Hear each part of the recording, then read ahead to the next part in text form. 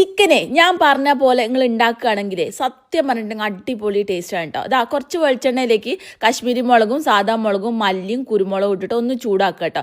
ഇതുപോലെ ചെയ്യണേ. ഇനി മടി കാണിച്ചിട്ട് ഇനി പൊടിയൊന്നും ഉപയോഗിക്കരുത് കേട്ടോ.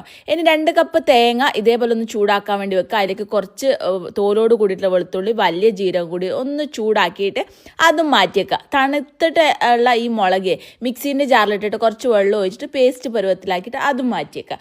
അതേ ചീഞ്ചട്ടിയിൽ കുറച്ചും കൂടി വെളിച്ചെണ്ണ ഒഴിച്ചിട്ട് ഒന്ന് ചൂടായി വരുന്ന സമയത്ത് 2 ചെറിയ സവാള കുറച്ച് ഉപ്പും കൂടി ഇട്ട് നന്നായിട്ട് വഴറ്റി കൊടുക്കാം. ഇഞ്ചി വെളുത്തുള്ളി മറക്കരുത്. ആവശ്യത്തിനുള്ള ചിക്കൻ 1 കിലോ ചിക്കനിലേക്ക് കുറച്ച് മഞ്ഞൾപ്പൊടി ഇട്ട ശേഷം നേരത്തെ അരച്ചിട്ടുള്ള ആ ഒരു കാശ്മീരിൻ്റെ ആ പേസ്റ്റ് ഇല്ലേ അതും കൂടി ഒഴിച്ചിട്ട് ആവശ്യത്തിനുള്ള വെള്ളവും കൂടി ഒഴിച്ചിട്ട് നന്നായിട്ട് വേവിക്കട്ടോ. ഇത് പറയുമ്പോൾ വായിൽ വെള്ളം ഊറുന്നുണ്ട്. വേറെ ഒന്നല്ല, ഇന്ന് ഉച്ചയ്ക്ക് ഉണ്ടാക്കിയിട്ടുള്ള റെസിപ്പിയാണ്. അതും കൂടി ഇട്ട് ശേഷം കരിവേപ്പിലയും കൂടി ഇട്ടിട്ട് നന്നായിട്ട് ആ വെള്ളം വറ്റുന്നവരെ അതിൽ വേവിക്കട്ടോ. അത് വെന്ത് വരുന്ന സമയത്ത് നമ്മൾ നേരത്തെ മാറ്റി വെച്ചുള്ള ആ ഒരു തേങ്ങ അത് അങ്ങനെ തന്നെ അതിലേക്കായിട്ട് ഇട്ട് കൊടുക്കുക. തേങ്ങ എനിക്ക് ഭയങ്കര ഇഷ്ടമായിട്ടോ, അതുകൊണ്ട് കുറച്ച് കൂടുതൽ ഇട്ടത്. നിങ്ങൾക്ക് വേണമെങ്കിൽ കുറച്ച് കുറയ്ക്കട്ടോ.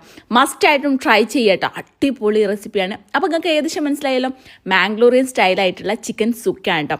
ഇനി എങ്ങനെയാണ് ഉണ്ടാക്കുന്നത് വെച്ചാൽ അതും ഒന്ന് കമൻറ്റ് ബോക്സിൽ കമൻറ്റ് ചെയ്യാൻ വേണ്ടി മറക്കരുത്. കുറച്ച് മല്ലിച്ചപ്പും കൂടെ ആയിട്ട് വിതറിയിട്ടുണ്ടെങ്കിൽ സംഭവം സെറ്റ്, മസ്റ്റ് ട്രൈ. പിന്നെ വീഡിയോ ഷെയർ ചെയ്യാനും സപ്പോർട്ട് ചെയ്യാനും മറക്കരുത്.